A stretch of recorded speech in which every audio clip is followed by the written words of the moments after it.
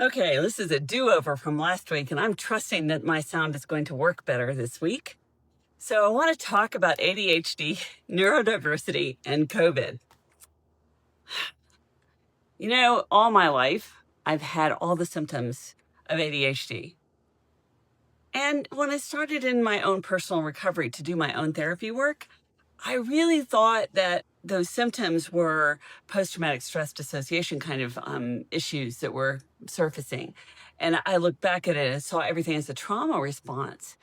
And then a few weeks ago, my daughter comes to me and says, Mom, I'm just realizing I'm ADHD. And, I think you may be also. And having been told that from time to time, I tended to take it more seriously this time.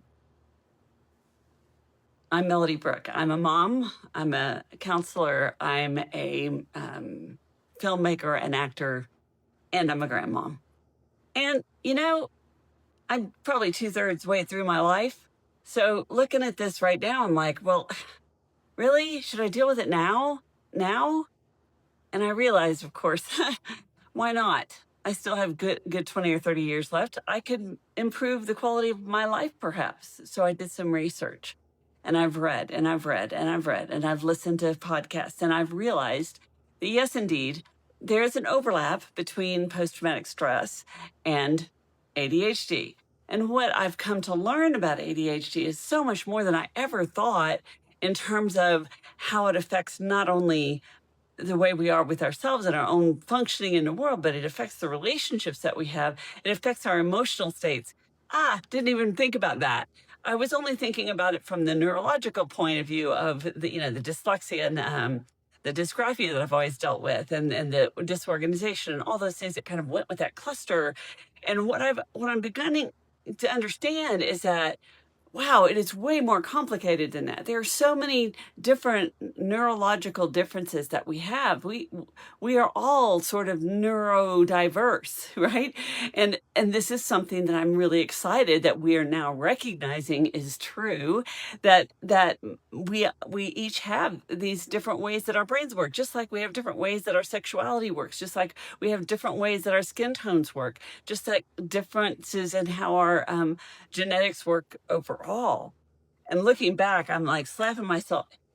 My grandmother was so ADHD. I'm thinking about all the symptoms, and I'm like, oh my gosh, she would have piles and piles of different, she was a seamstress, of clothes that she was starting and projects that she never finished that were all over her place. She was what my other grandmother referred to her as loosey goosey. And she was impulsive and funny and tended to like to drink too much and she had all of the symptoms of ADHD, and yet she didn't have the hyperactive side, right? So I'm like, oh my goodness, this is something that's in my family. We have this tendency to be a little bit different. And, some of those things that I look back and I'm like, as a kid, I was a weird kid and nobody seemed to like me, and I couldn't figure out why. And I realized that I was, and socially delayed because of my ADHD. I didn't understand how to read social cues. I didn't understand how to understand why other people, couldn't have communications with me. Kids just didn't relate to me when I was a kid. It was a rare child indeed that I could connect with. And and I understand that now from a different perspective, which really helps me because I was very, very confused about it. The other thing is that I realized that it affects your self-esteem. And all my life, 30 years of doing therapy, I've worked on myself, and I'm like, why am I still struggling with this issue? That's one of the symptoms of being an ADHD person, is having that self-esteem issue, having the issues. I didn't realize I had all of that. And now learning about it, I'm recognizing that not only has it affected me, it's affected my children, it's affected my relationships, my choices. Wow. And, today I've managed to compensate in a lot of ways. So you don't, it's not really obvious that I have a lot of that stuff going on still, but it's still there. It never goes away. It doesn't go away. You don't go out of it. It's just the way your brain works. And the more we can come to a recognition that, what is that song, Baby, I Was Born This Way? That's the truth. I was born this way. And as weird as I am, as different as I am, that's my neurodiversity. It's just the difference in the way my brain works. Doesn't mean I'm all those things that I thought I was, and I've always, kind of said to myself. And I think there's probably a lot of people out there who have been dealing with this neurodivergency called ADHD without realizing that's what was going on with them. I mean, I do have clients who know it, who are on medication. I have clients who know it, just, don't really think about taking their medication, who haven't really researched it and figured out the right medications and other accommodations to make for themselves. And and as a result, there's a lot of us out there struggling in ways that we shouldn't need to be struggling.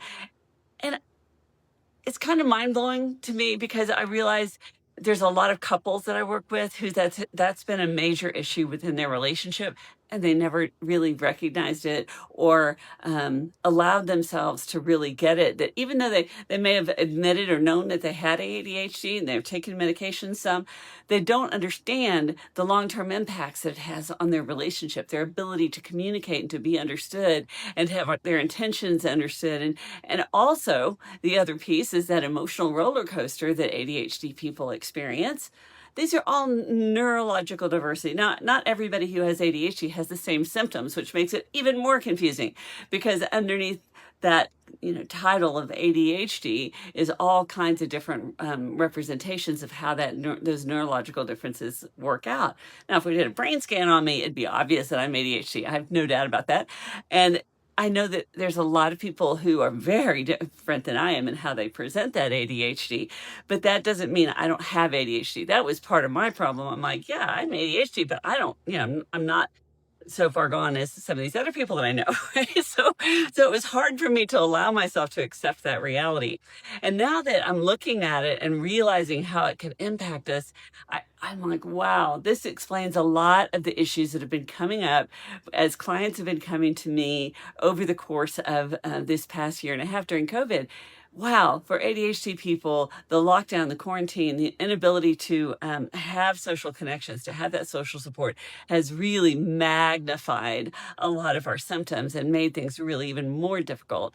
And for some of us, for an ADHD person, we need structure. And to not have the structure of an office to go to and a schedule to keep, it's made it really difficult. And some of us have our ADHD symptoms get much worse over COVID because we've lost that structure, which has kind of held us together. And so here we are, after all this time, we're going, what is wrong with us? And if you understand that it's a neurological difference, that it's not something that's wrong with you, you're not broken, you just have a very different way of organizing your brain than most other people do. And there's a whole variety of neurodiversity issues that come up for people. And older people, adult people are much less likely to get diagnosed because most of that stuff today is caught in childhood. We recognize when a kid has, sensitivity issues to touch or gets overwhelmed by too much stimulation or too much noise. We start to recognize those neurodivergent ways of responding to our environment. We've got diagnosticians that recognize it, label it, get kids the help they need. But after you, get through school, odds are you're not going to get that kind of an attention to the things that are going on with you. So if you think it's possible that you could have some neurodivergence, wow, I don't care how old you are. You might have been living with it for as long as I have, and be in a place where you're like, well, why bother now? I'm successful. I've managed. Things are going okay for me because it could even be better. And I'm all about better. To use Joe Biden's term, build back better, build yourself back better, right?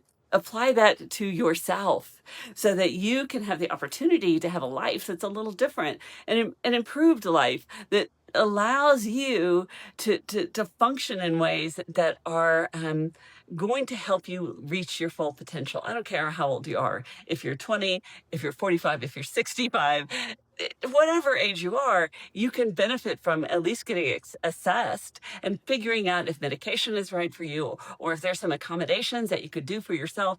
And most of all, forgive yourself for just being the person that you were born. There's nothing wrong with you. You just have a little different brain than other people have. And if you can accept that, one of the things that's happened as a result of me being more aware of this is that I've begun to recognize more and more traits of ADHD in my clients, especially in my couples where there's just so much clashing going on because one partner or both have had ADHD symptoms that were untreated, and they end up not being able to understand each other, not being able to communicate, not being able to regulate their emotions, and struggling with anger and just all sleep issues and just all kinds of stuff that are related to their ADHD that could be diagnosed, helped with, and then there's more hope for the couple to survive. Maybe even their ADHD is being treated, but being treated badly, and so then getting some more help and direction and fine tuning their way of addressing their ADHD can make a huge difference in the way the relationship goes.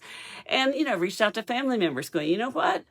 This is a genetic thing, so maybe you ought to look at it for yourself. So if you think it's possible that you may have that ADHD stuff going on, go online, take some of the surveys, see what you think, listen to some podcasts. Don't just listen to me. There's some awesome books out there. There's some awesome podcasts out there. There's just a lot of information today because this is one of the most researched areas in brain in brain biology, physiology, that's been of all the fields. This is probably the most researched area. So there's a plenty of information out there and ways that you can help yourself without medication, ways that you can help yourself with naturopathically. There's ways that you can help yourself with medication, which is probably the first line of defense, but not everybody feels comfortable with that. I get that. I certainly haven't over the years. And life can be better, build back better. I'm Melody Brooke. You can find out more about me at melodybrooke.com. I have a book on Amazon called Oh Wow, This Changes Everything. Check that out. And you can find me on YouTube. And I guess that's about it. I'll see you next Tuesday. I was a little late today, but I'm normally here at 4 o'clock Central Time on Tuesdays. And I will see you next week.